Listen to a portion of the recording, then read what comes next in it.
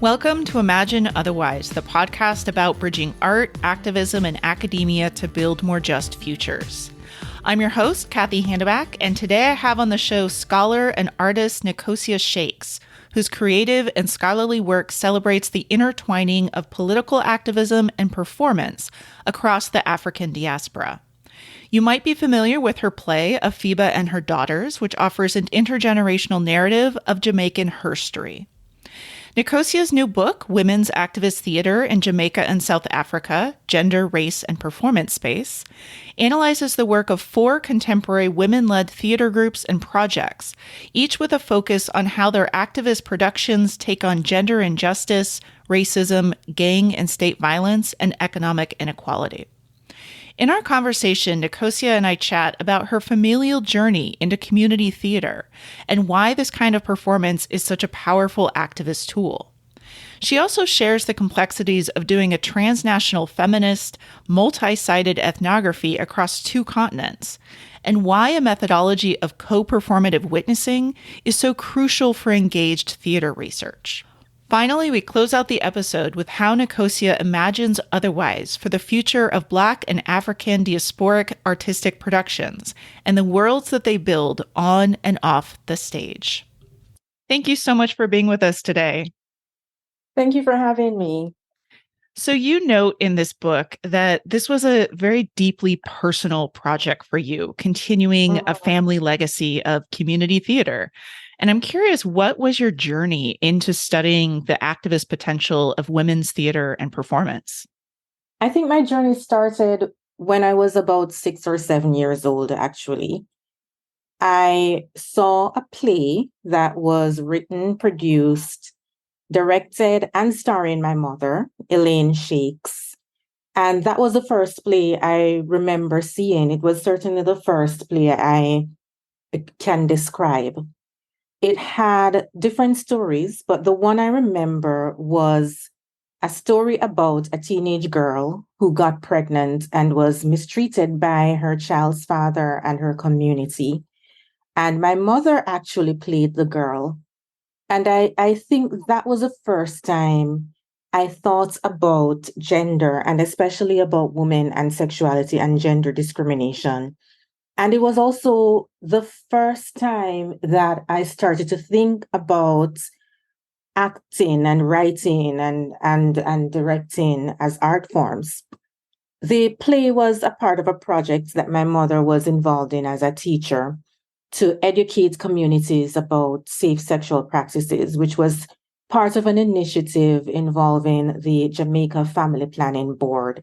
And this was the 1980s when there was actually a great boom in this kind of theater in Jamaica and other parts of the world, I think. She taught at the local vocational training center, a trade school, where my father, Edward Shakes, was the principal. And I remember that the play was held in the lunchroom of the training center. And this was in the community I grew up in, which is at Seaford Town, a rural community in Western Jamaica. And of course, influenced by my mother and other people who did community-based theater, I became interested in drama and theater. And one of my sisters also had that interest, but I was the one who went on to continue to do it in adulthood. So it started with Elaine Shakes' play, and that's how the interest started. Then I went on to high school and university. And it was in university that I started to do theater as a profession, to become involved in theater as a profession. This was the University of the West Indies. I was president of the Drama Society.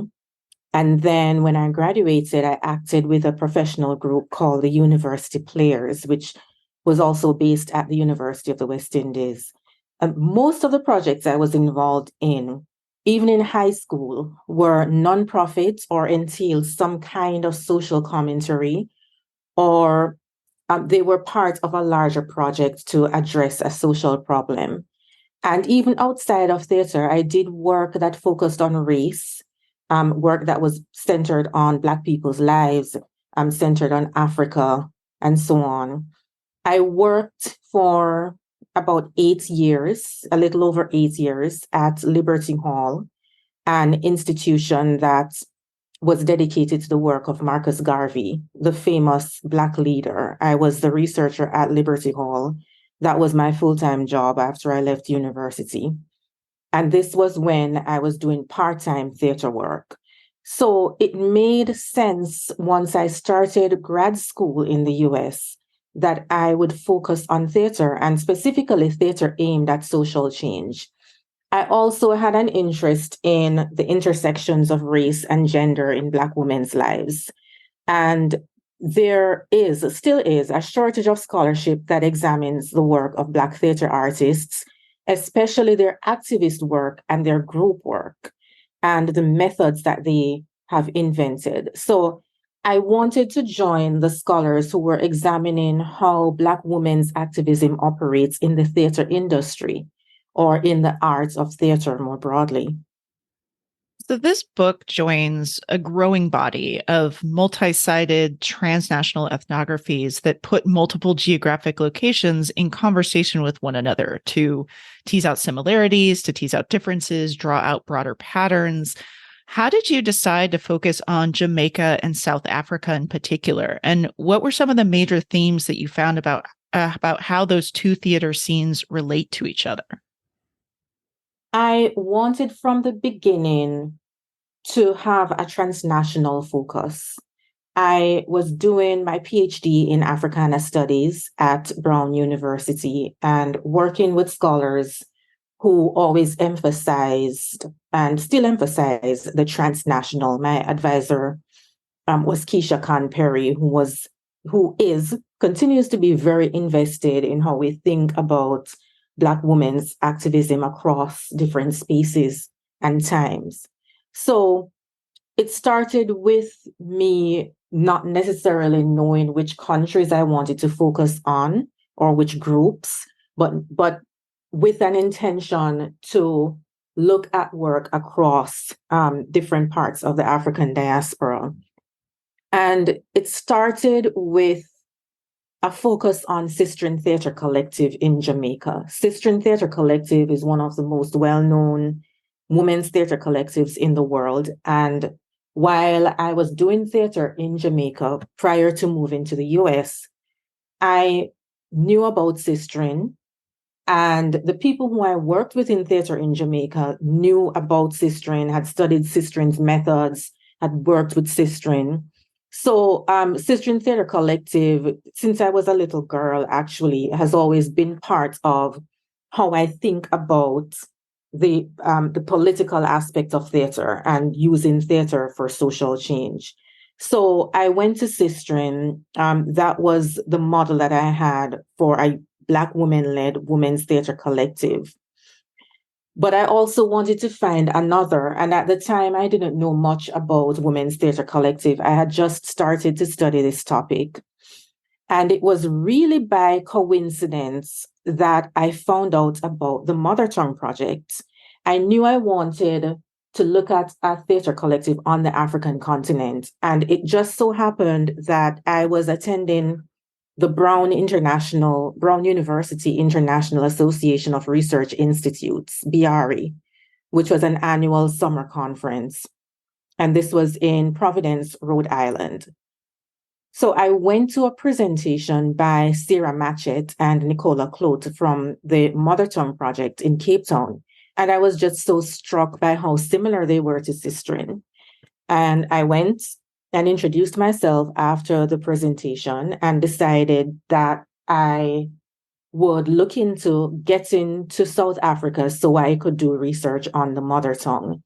And then from there, the research grew to include other groups and projects in Jamaica and South Africa, specifically Olive Tree Theatre and the work of Insing Makuro, and the Letters from the Dead project, which is a transnational Jamaican performance project headed by Honor Ford Smith.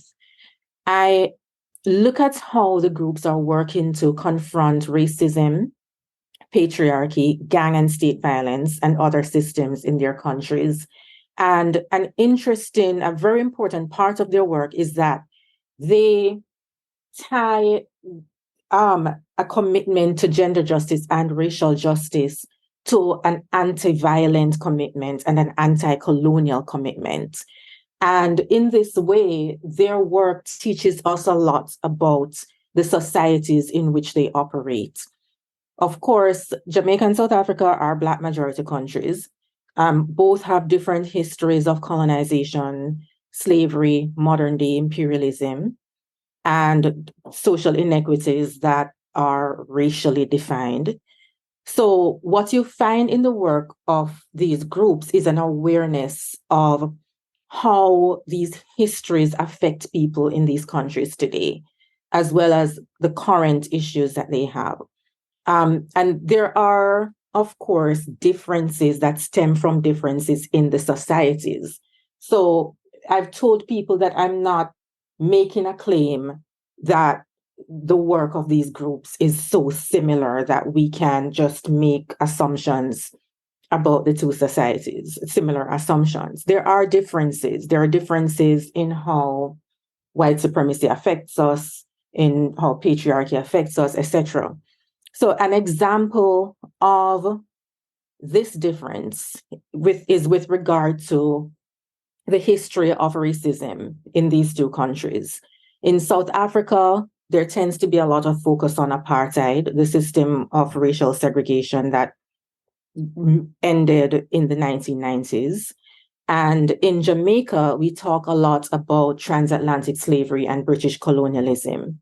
The common thread there, of course, among artists is that there is a conscious critique of Eurocentrism in theater and seeing a focus on European theater methods and white theater methods as part of that process of white supremacy. So deconstructing the notion that what white theater artists produce should be seen as superior or should be seen as the standard. So there's a critique of Eurocentrism and a lot of focus on the innovations of the Black majority population. And in the case of South Africa and the mother tongue, a lot of focus as well on South Asian descended South Africans. So that anti-racist, anti-colonial politics gets put into how they devise their methods. Of course, they also converse with international theater artists, so there are different influences. One of the methods that you find among African diasporic theater artists, and especially Black women theater artists, is the use of African-based rituals, African-based religious and cosmological rituals in their work, where they combine spirituality and cosmology with theater and with their commentaries on gender and sexuality. So looking at these two countries gives you a very rich insight into the ways in which different systems of oppression work in two different African diasporic spaces. And I just want to end by mentioning two of the texts that had an impact on how I think transnationally. Kanika Batra's Feminist Visions and Queer Futures in Post-Colonial Drama, and Omi Oshun Joni L. Jones's Theatrical Jazz. Their work has a similar transnational focus and with very in-depth analyses. And they are two of the scholars who I join in this transnational focus. In this book, you introduce a methodology that you call co-performative witnessing. And through that methodology, you have participated in some of the projects that you analyze in this book. What are some of the insights that type of co-performance enabled for you? Well, I use the term co-performative witnessing and the method co-performative witnessing as opposed to the more commonly used participant observation. I learned of co-performative witnessing by reading the really, really insightful work of Dwight Conquergood and the work of Soyini Madison. And simply put, co-performative witnessing it emphasizes and encourages the sharing of ideas, the multiple role a researcher might play, the collaboration and networking that happen while doing ethnographic research, and specifically how you are building relationships in research. And sometimes that relationship involves you learning or you being a teacher. And so, or creating something together. And so, with that in mind, I fully embraced the fact that I too am a theater artist. And so, I had a lot of sympathy for the individuals and groups whose work I feature in this book because I could identify with their activities, including the struggles they were going through, with some of the struggles they were going through. I was the collaborator for one of the performances, a play called A Vigil for Roxy, produced by the Letters from the Dead Project and written by Carol Laws, Eugene Williams, Honor Ford Smith, and Amber Chevans. And I learned a great deal from participating in the Letters from the Dead project. I actually went on to act in one of the performances. I also became involved in the activism to introduce a termination of pregnancy act in Jamaica. And this was a direct result of my research into how Sistren and the Hannatown Cultural Group, a community group, use theater to advocate to change Jamaica's laws against abortion. And I'm still part of the activism to get rid of Jamaica's restrictive laws against abortion. So this was an example of me becoming an activist in a project that was a part of the work of the group that I was studying. I also attended the writing workshop held at the Olive Tree Women's Theatre Festival, which is one of the events I analyzed. And this was actually a really intense learning experience for me because it was the first time I was participating in theater in Africa, participating in theater outside of the Americas. And I actually learned a great deal at this festival. And the workshop influenced a play I wrote later on called Afiba and Her Daughters, which premiered in 2016. The major insight from this approach of using co-performative witnessing is that research is so much more than a process of intense studying and then intense writing and intense searching for a publisher. I think most contemporary ethnographers would agree. And especially when you are studying activists, it can be a process through which you build on your own activism. There are some who argue that the actual process of writing is activism. It's also a process in which you build on your own art, in my case, and a process in which you construct relationships that can last a lifetime, really. So much about this book is about collaboration, about collectively producing an embodied event or series of events that are intimately tied to specific communities and geographies. I'm curious how that emphasis on collective production, on making things together, shaped the way that you approach the research, the writing, and the publishing process for the book. Yes, many of the artists featured in the book use collective or collaborative creation, where more than one person or more than two persons create a play, create a production. And there are different types of collaborations which are focused on group creation, and I elaborate a bit on this in the book.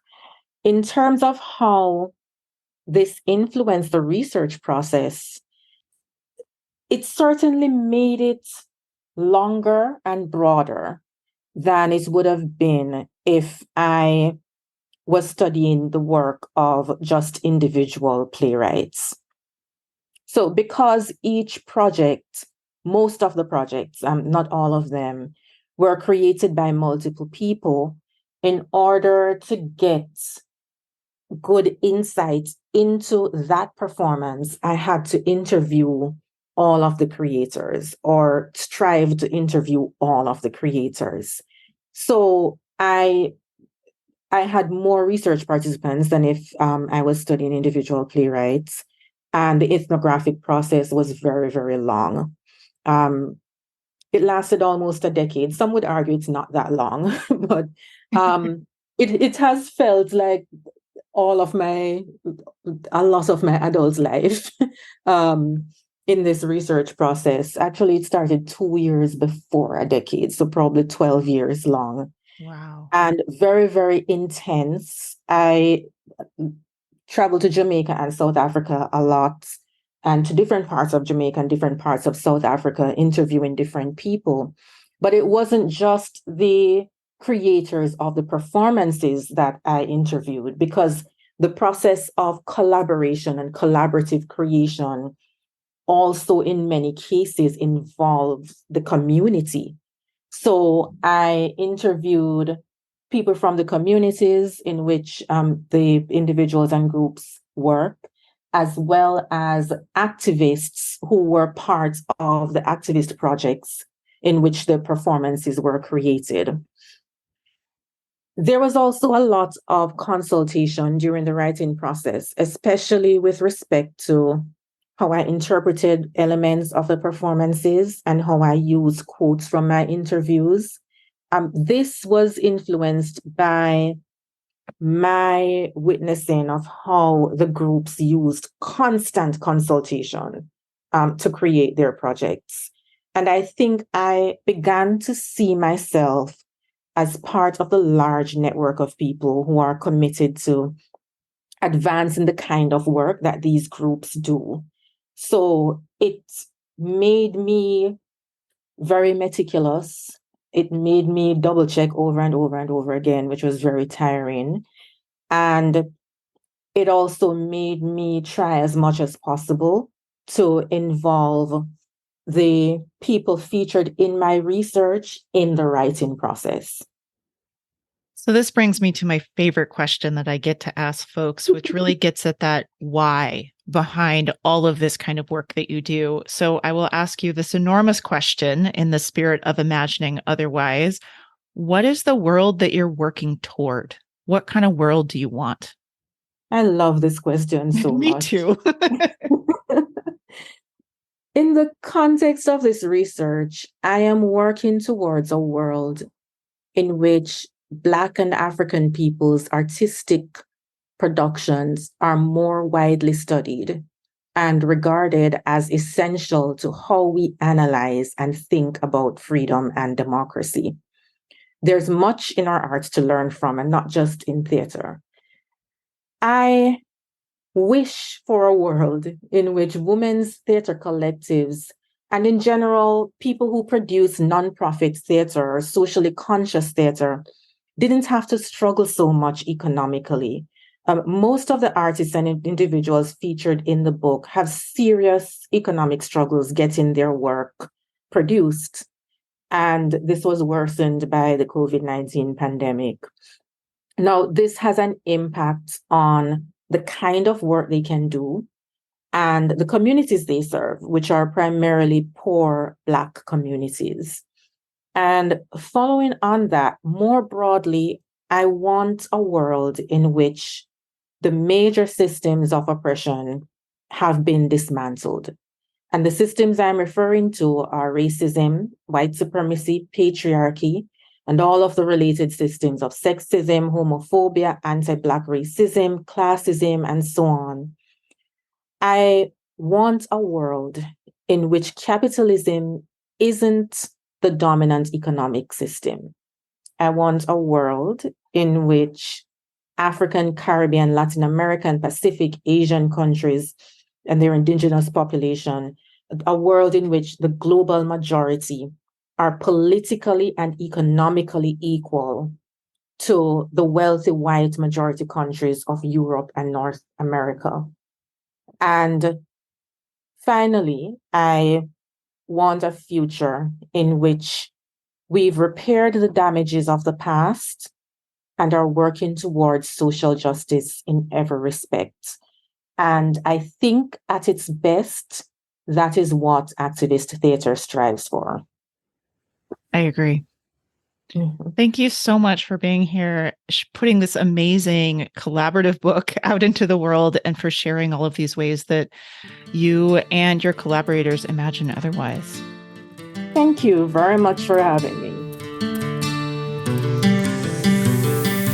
Thanks for joining me and Nicosia for this episode of Imagine Otherwise. Nicosia's new book, Women's Activist Theater in Jamaica and South Africa, is out now from the University of Illinois Press, and you can learn more about it and Nicosia's other projects in the episode show notes on our website at ideasonfire.net. The show notes also include a transcript and teaching guide for this episode with related books, interviews, and resources. Imagine Otherwise episodes make for great syllabus additions, and our teaching guides are designed to help students and researchers explore the vibrant worlds of progressive interdisciplinary scholarship. This episode of Imagine Otherwise was produced and edited by me, Cathy Hannabach. You can find Ideas on Fire and Imagine Otherwise on Instagram at Ideas on Fire PhD, as well as on Mastodon, Blue Sky, Facebook, YouTube, TikTok, and all the other socials. You can also subscribe to the show on our website, ideasonfire.net, as well as on your favorite podcast app.